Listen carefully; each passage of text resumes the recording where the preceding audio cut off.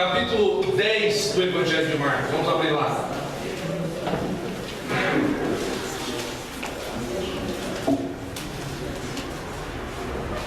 Evangelho de Marcos, capítulo 10. Eu quero, alguns domingos agora a gente vai dar orientada com relação às cadeiras. Só que se você estiver ficando com o pescoço torto, alinhe a sua cadeira para mim aqui. Por isso que as cadeiras estão assim, não mais assim, certo? Eu não quero que ninguém fique com o pescoço assim, ó. Porque senão você vai ficar brigando com o seu pescoço e aí você deixa de se concentrar na pregação. Então, procure onde você estiver, alinhar a sua cadeira comigo, ok? Para você não ficar brigando com o seu pescoço. Por isso nós mudamos aqui a exposição. O interesse meu é que você entenda o que vai ser pregado e você se concentre apenas nisso. Marcos capítulo 10.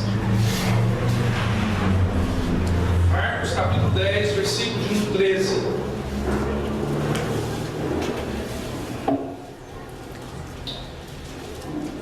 Marcos capítulo 10, versículo de número 13.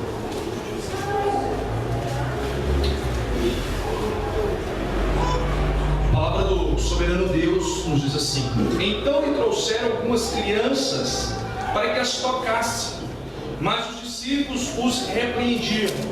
Jesus, porém, vendo isso, dignou-se e disse: deixai vir a mim os pequeninos, não os embaraceis, porque dos tais é o reino de Deus. Em verdade vos digo que quem não receber o reino de Deus como uma criança, de maneira nenhuma entrará nele. Então, tomando-as nos braços, impondo-lhes as mãos, as abençoava. Vamos orar? Grandioso Deus, mais uma vez nós estamos na Assembleia dos Justos, ou pelo menos na Assembleia daqueles que se reúnem como povo do Senhor, Deus. A igreja do Senhor está reunida essa noite para ouvi-lo. Nós queremos ouvir o Senhor então. Deus, fala conosco nesse ajuntamento, nessa reunião onde o povo do Senhor está aqui para ouvi-lo.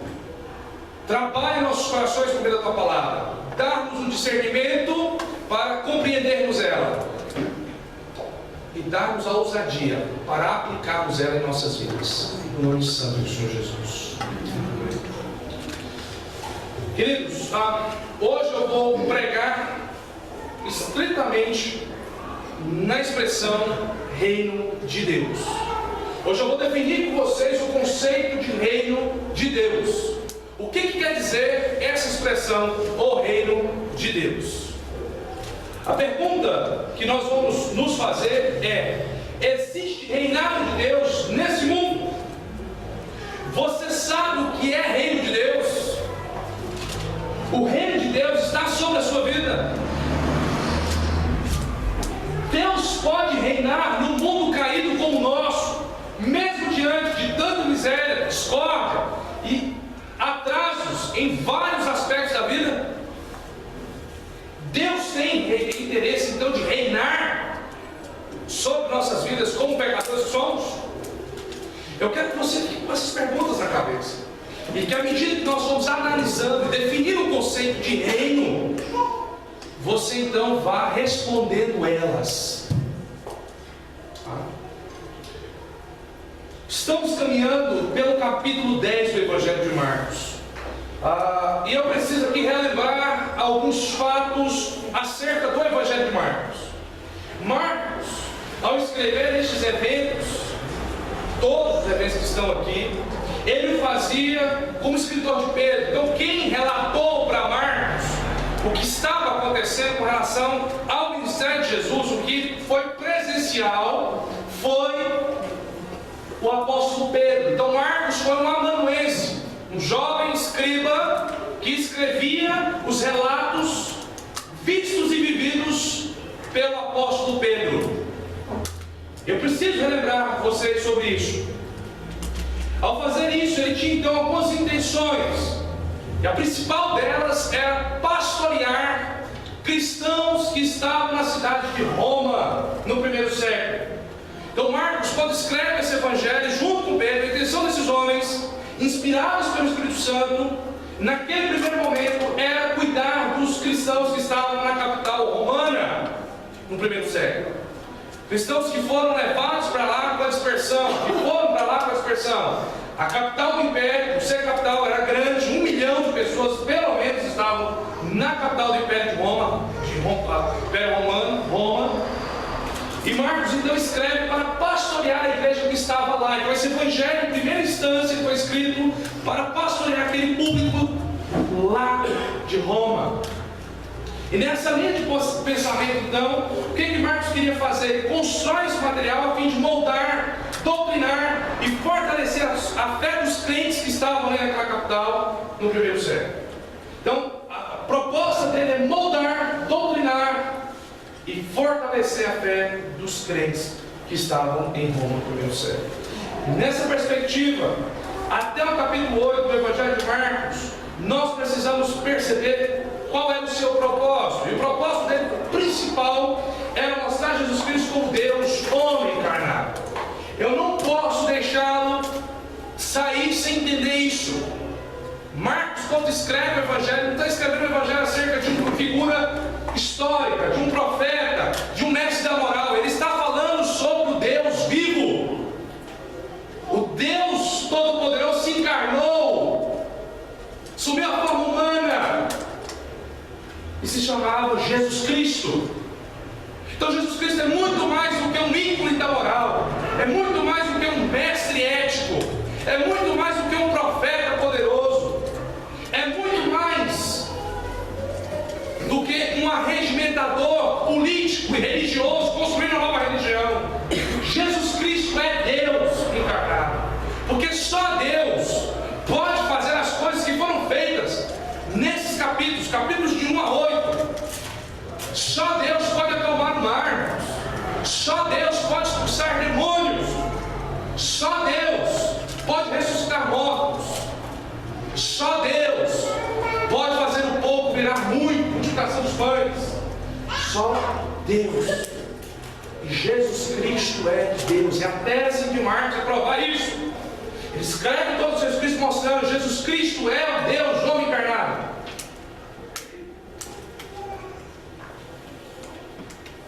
Mas também é possível perceber na mensagem que ele vai explicar sobre Jesus Cristo, que esse Jesus, ele reivindica algumas coisas. E aqui nós vamos estudar nesta noite é que o reino de Deus foi chegado ao mundo. O reino de Deus está presente. O Senhor Jesus se posiciona como o cumprimento da promessa. Os anos e crentes como Abraão, Davi, que estão todos no Antigo Testamento, Daniel, Jeremias, Isaías, Malaquias, a promessa que foi feita a esses homens e a muitos outros, os crentes que estavam no Antigo Testamento, se cumpre em Cristo. Cristo é o cumprimento da promessa. E ele diz: o reino de Deus é chegado. O reino de Deus está presente.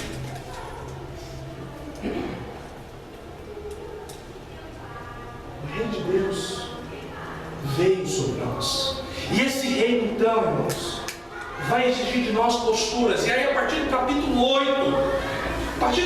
8, versículo 27, você vai ver as posturas. Jesus Cristo fala: ei, o reino de Deus exige isso de você. Ei, o reino de Deus espera isso de você como discípulo. Soa alto isso para nós. E aí nós entramos no capítulo 10. Jesus Cristo ensina aos seus discípulos acerca de assuntos corriqueiros daquele tempo. Ele vai falar sobre casamento, ele vai falar sobre filhos, sobre posses, finanças, coisas que naquele momento preocupavam a igreja. E Jesus Cristo traz ensinos sobre isso, e Marcos então registra esses ensinos para pastorear a igreja de Roma. Mas antes de nós continuarmos meditando nessas áreas da vida, eu preciso pensar com vocês sobre reino de Deus. O que significa reino de Deus sobre a minha vida? É possível definir e conceituar reino de Deus? Essa expressão nós vamos ficar parados nela hoje, nós vamos examiná-la. E depois nós meditaremos nessas áreas que ele vai aplicar. o conceito de reino de Deus sobre a vida dos seus discípulos que nos atinge nos dias de hoje. Então eu quero pensar no tema: discípulos verdadeiros que concentram os mandamentos do Senhor. O reino de Deus é um mandamento a ser ensinado aos jovens. E aí, qual é a natureza do reino de Deus? O que se espera do reino de Deus? Essa expressão é tão falada nos nossos dias, irmãos. É ouvida em nossos arraiais, mas é tão negligenciada, é tão mal compreendida. O meu papel hoje, minha tarefa é posicionar a visão bíblica acerca da expressão reino de Deus. Vamos ver como é que ela se comporta então no capítulo 10, porque ela é mencionada pelo menos aqui 2 vezes por Jesus, só nesse bloco que nós lemos, os versículos de 13 a 16.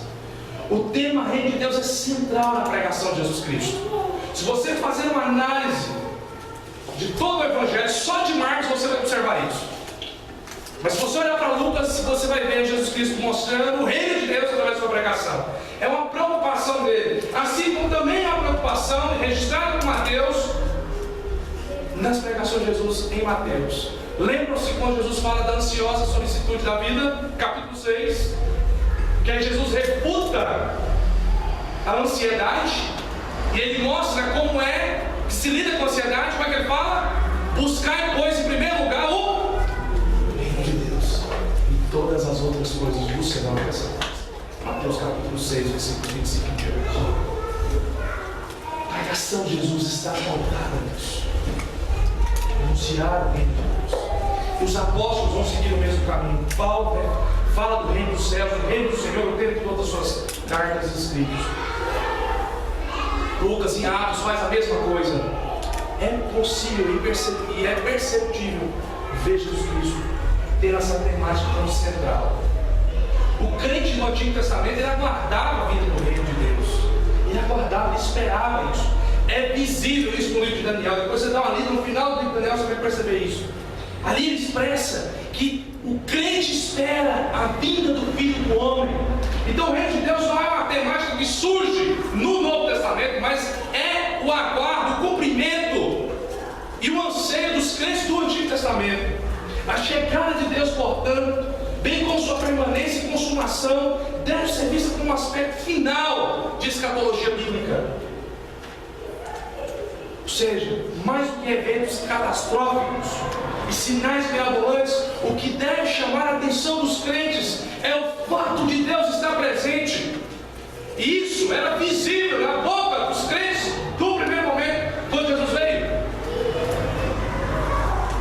Você vê isso na boca de Isabel, quando Maria chega perto dela, com Jesus Cristo no ventre, e ela fala: o Senhor se lembrou de nós. O marido Zacarias vai falar a mesma coisa lá em Lucas, capítulo 1, versículo 67. O Senhor não se esqueceu do seu povo. Deus está presente. Aquilo que nós almejávamos, Deus agora cumpre com Jesus Cristo, o Deus encarnado. Assim nós podemos dizer que a missão do Senhor Jesus no Novo Testamento é o cumprimento da promessa feita no Antigo Testamento. Deus prometeu que mandaria o seu Filho, o Messias prometido, e Ele então cumpre isso quando Jesus Cristo chega na terra. Porque Deus não falha nas suas promessas. E a sua presença, a presença de Jesus Cristo, é o que mais alegrava o coração daqueles crentes que ali puderam presenciar com seus olhos. Ei, nós achamos o Salvador. André diz isso lá em João. Vou chamar o seu irmão e ele fala: ei, eu encontrei aquele que os profetas diziam, o Messias está entre nós. Os samaritanos dizem isso. Eram rivais dos judeus, não gostavam dos judeus.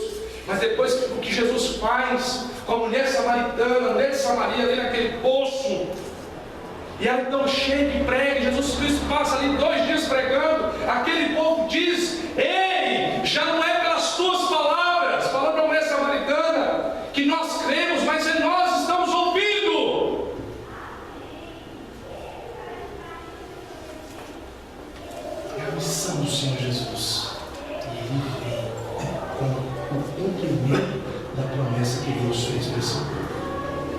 A vinda desse reino, então, alegra o coração.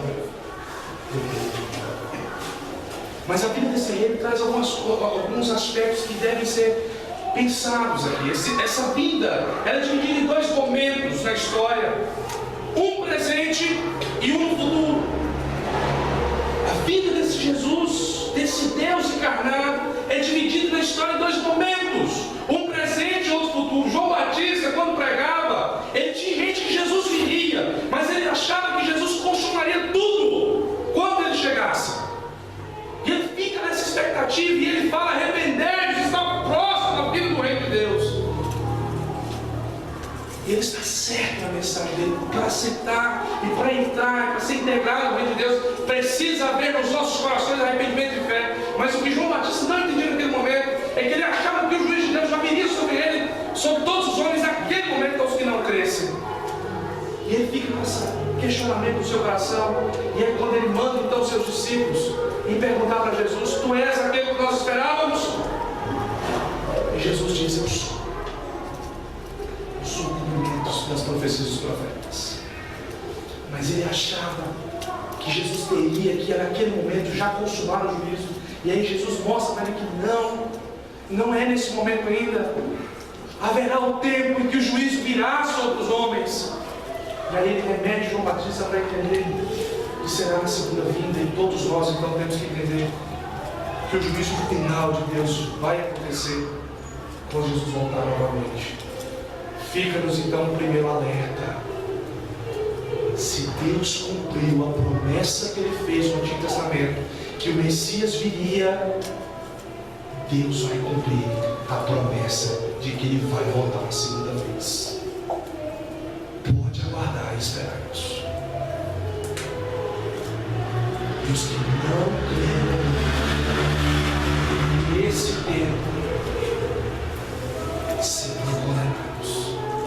E os que creram nele serão redimidos de uma vez por todas. Cremos. Agora o próprio Jesus Cristo então traz a sua definição sobre o reino de Deus. Aqui ele corrige, e a lição básica que aprendemos com João Batista, ele corrigindo o pensamento de João Batista, é que Deus cumpre as suas promessas. Agora o próprio Jesus mostra que aquilo que João Batista, para ele era futuro, Jesus mostra que está presente. Ele diz: ei, o tempo está cumprido, é visível dos tempos, tudo combina nele. E aí Jesus tem essa consciência no seu coração, e ele transmite isso aos seus ensinos. Ele diz: ei, povo de Deus, está cumprido o tempo, eu estou presente entre vós. Essa é a chave da diferença entre João Batista e Jesus. Enquanto João Batista dizia: ei, o reino de Deus está para vir, Jesus diz: o tempo está cumprido, eu cheguei. Por isso que João Batista não era o Messias, era Jesus. Jesus é o Deus encarnado.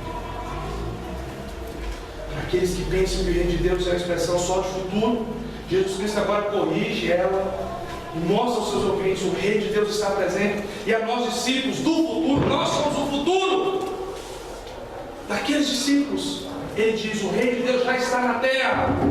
O reino de Deus já está na terra, pois o Filho do Homem já veio. É isso que deve ser pregado por meio da palavra. O reino de Deus se faz presente. As perguntas que ficam são: para que serve então o reino de Deus em nossas vidas? Para que serve? Qual é a extensão desse reino? Precisamos entender a expressão. Já entendemos o seu contexto histórico. Agora o que ela quer dizer? Qual é o sentido dela? O reino de Deus, irmãos, tem um sentido muito amplo. Muito amplo. E deve ser aplicado de forma ampla em nossas vidas. O reino de Deus deve ser entendido como um reinado dinâmico, ativo na história humana por meio de Jesus Cristo, cujo propósito é a redenção do povo de Deus do pecado e dos poderes demoníacos. Muitos não entendem essa expressão. Muitos não entendem. Muitos acham que o reino de Deus é só para a sua alma. Já viu isso? As pessoas pensam, e muitos crentes que estão aqui dentro devem pensar da mesma maneira, que Deus só reina em minha vida e na minha alma. No meu dia a dia,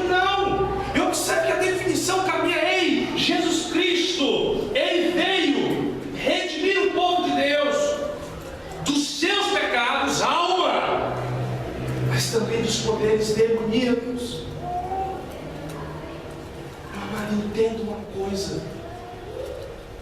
o mundo jaz no maligno, o mundo está corrompido, e Cristo, o seu reinado é aplicado a esse mundo também.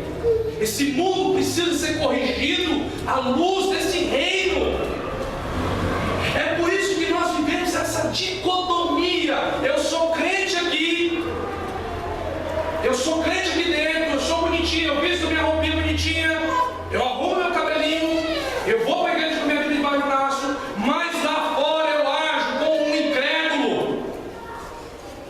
Eu ajo como se Deus não pudesse reinar nos meus negócios, na minha vida, porque eu não entendi a extensão dinâmica desse reino, que é ampla. É ampla.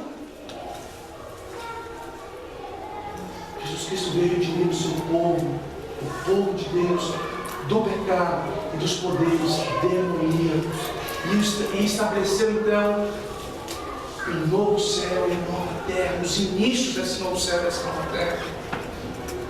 Isso significa que o grande drama da história da salvação foi inaugurado e que a nova era já foi instalada quando Jesus Cristo veio. Então o Reino de Deus já está presente na terra. E Cristo já veio. Cristo já veio. O Reino de Deus não deve ser entendido como apenas salvação de certos indivíduos, ou mesmo como um Reino de Deus no coração do povo ser vivo.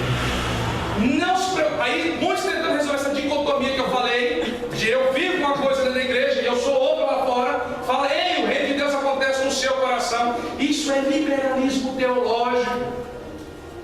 Porque se o Reino de Deus não tocar a minha vida lá fora, o meu comportamento lidar com as minhas coisas, com o meu comportamento lidar com os meus negócios, com o meu comportamento lidar com a minha família, com o meu comportamento lidar com as políticas públicas do meu país, esse reinado é subjetivo e não tem diferença nenhuma. E esse Deus que eu creio, então, é apenas coisa da minha cabeça. E aí Nietzsche está certo ao dizer, Nietzsche, Freud, dizer que isso é impressionista. Deus é impressionista na mente humana. O reino de Deus tem que ser visto na sua vida. O conceito, então, o reino de Deus significa nada menos que o reino sobre todo o seu universo criado. Essa é uma definição. O reino de Deus significa que Deus é rei e age na história para conduzi-la a um alvo divinamente determinado por Ele. Não tem esse negócio de caos, a história está solta, ninguém tem controle, o mundo está perdido. Para com isso! Ou desiste de servir esse Deus e vai servir outra coisa. Deus reina. Não tente justificar a sua missão como cristão nesse mundo, dizendo que o mundão não tem jeito mais. Nós temos que posicionar e falar: Deus está presente. Deus molda os meus atos, a minha vida. Ele reina sobre mim de fato. Senhor, como é que isso se aplica então na minha vida? Pode ser a sua pergunta nesse momento. Em primeiro lugar, aprenda que o reino de Deus não pode ser implantado por meio de esforços humanos. Ou seja, em primeiro lugar, o reino de Deus, em primeiro lugar, é realizado pela atividade soberana desse Deus mesmo. Ele que estabelece, por meio de sua graça soberana e suas bênçãos, sobre nossas vidas e sobre todas as coisas. A tarefa do homem não é trazer o reino. Eu já ouvi gente dizer: vamos trazer o reino de Deus. Como assim? Você não pode. Já foi trago na pessoa de Jesus Cristo. Já vi isso várias vezes repetido nas nossas bocas. Vamos fazer trabalho tal, que assim nós vamos trazer o reino de Deus sobre esse povo. Vamos plantar a igreja em tal lugar, vamos evangelizar em tal lugar, e aí nós vamos trazer o reino de Deus. Ei, não tem como, é um esforço terrível e você não vai conseguir. Pensar que eu preciso começar o reino de Deus neste ou naquele lugar é desanimador. Preste atenção disso. Dá uma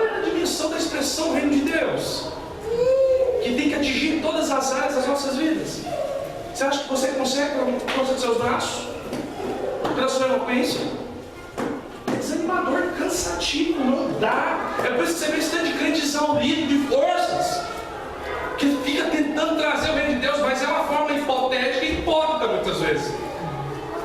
Que ele usa, no fundo ele usa aquele ditadozinho: velho e perverso, faço o que eu digo, mas não faço o que eu faço. Ele fala para o indivíduo: você tem que agir assim, assim, assim, assado. Você não consegue andar nessa área.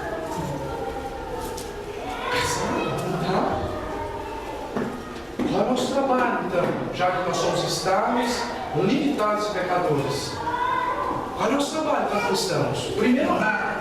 Segundo, pregar. Terceiro, viver esse reino. Deixa esse reino ser evidente. Deixa Jesus Cristo reinar em todas as suas áreas de vida.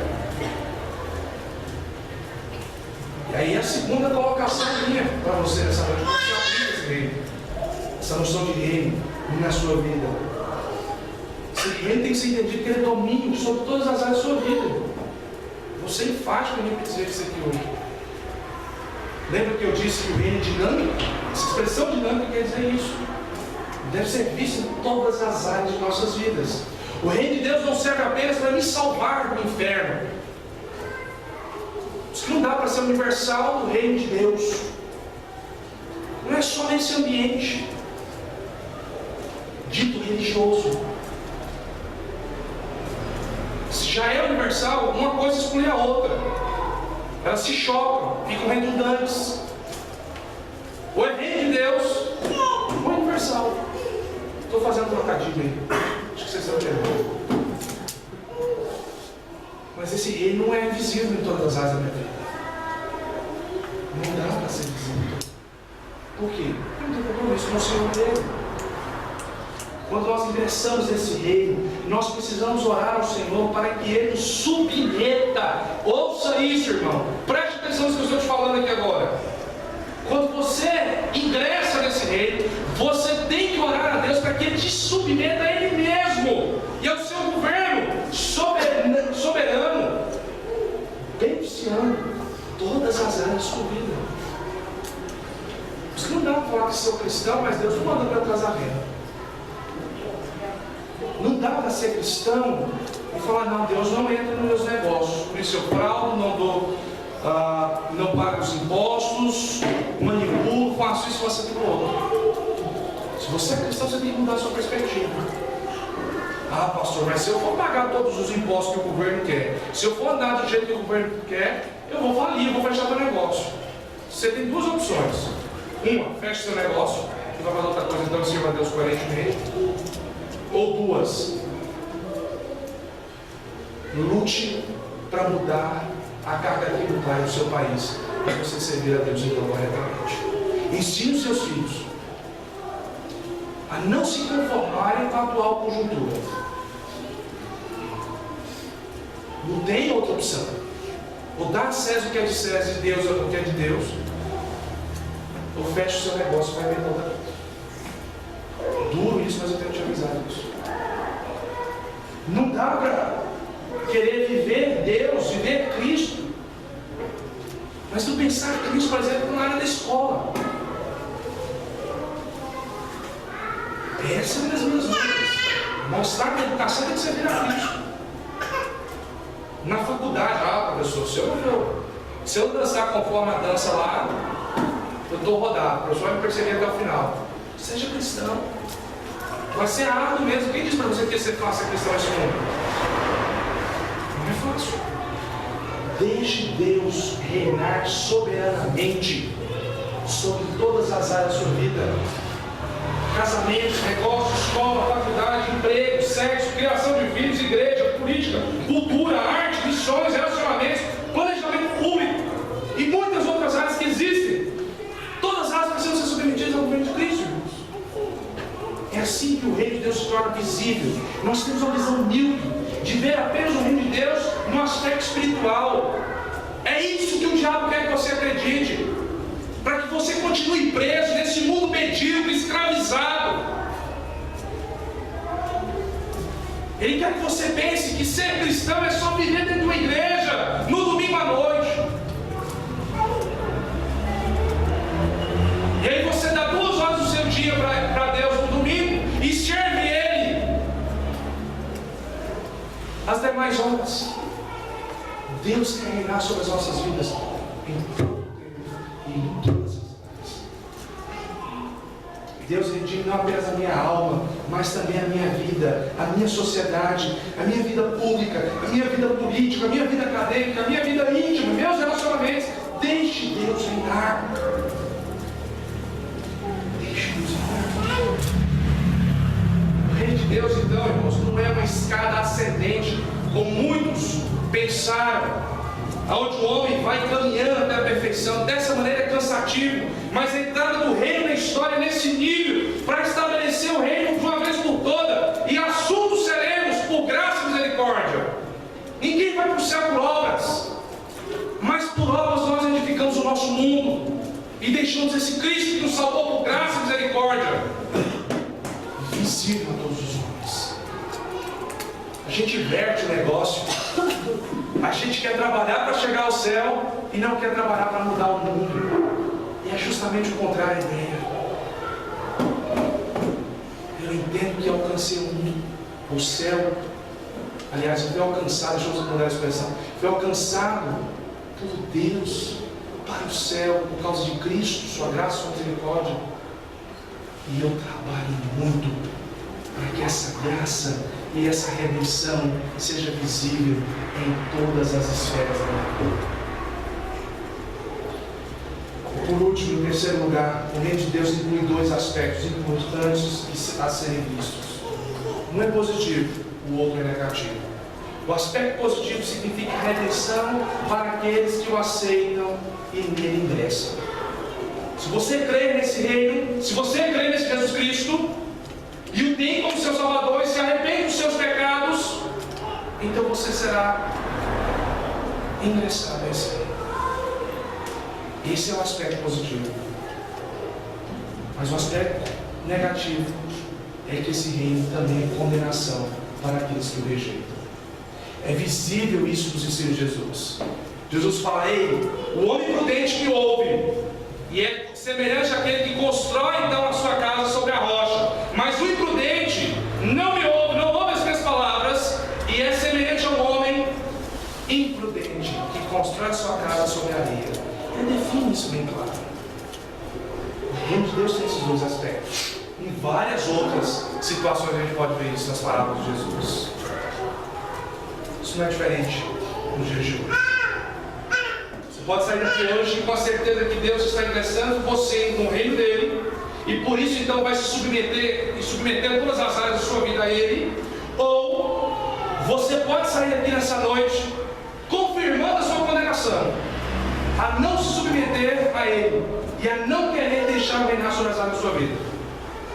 Você pode muito bem falar isso no seu coração hoje: não quero, não vou deixar reinar na minha vida, mas eu tenho seu porta-voz, então, e mensageiro desse reino dizer para você: você está indo para o inferno. Pensando assim. Agora é hora de reflexão. Agora é a hora de você pensar. Não saia daqui nessa noite sem avaliar tudo isso. Ou você deixa reinar sobre a sua vida, ou você vai insistir em andar condenado pelo caminho da sua história. E aqui não é mais uma questão de escolha, é uma questão de deixar aflorar aquilo que já está determinado por ele antes do mundo ser mundo.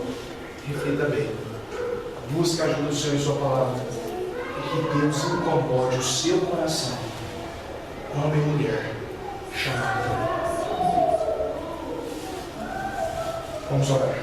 Fique de pé.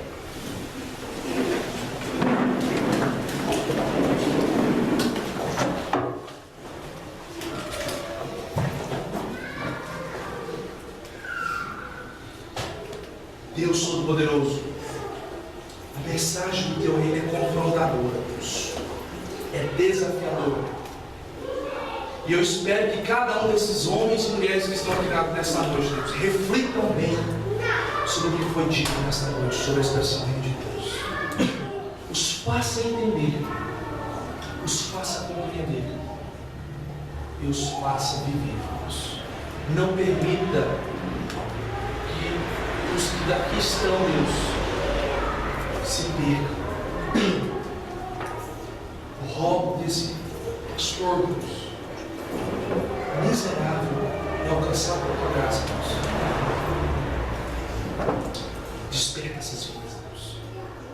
Desperta esses corações para terem compromisso com o Senhor.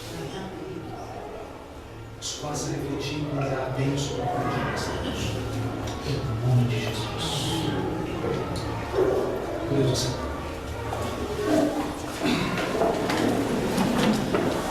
eu gostaria de concluir a minha mensagem dizendo para você: não existe área alguma em que Deus não deve ser considerado soberano e rei em nossas vidas. Se Ele não é rei em alguma área da sua vida, se Ele não está reinando em alguma área da sua vida, com certeza é porque há outro Senhor. E só pode ser um, a saber o diabo. Pense isso. E entrega a sua vida a Cristo. E deixa reinar. Então, um tempo de reflexão. E você ponderar sobre isso. Feche seus olhos. Fale com Deus esse momento. Olhe para Deus que está no seu coração. Peça a Ele para reinar sobre a sua vida.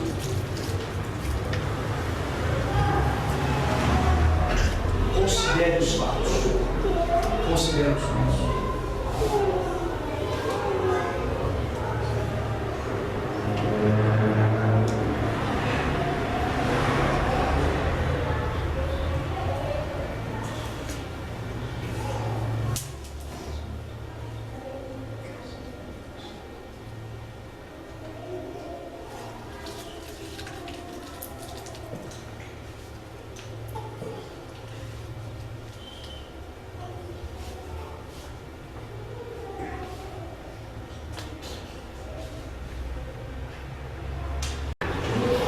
Senhor Deus, visita esse povo, Deus. Faz os pecadores se convencerem da tua palavra, Deus. Gere neles a inquietação. Como é que eles vão deixar? Como é que eles vão entender do teu reinado, Deus? Sobre o casamento, sobre os seus negócios, sobre a sua escola, sobre a faculdade. Desperta neles, Deus, o interesse de sair do erro, Deus. De não se conformarem com essa noção de não tem jeito, tem que ser desse jeito mesmo, e vamos fazer o errado, porque o certo dá trabalho, não dá para confrontar o que está errado. Desperta, Deus. Mostra para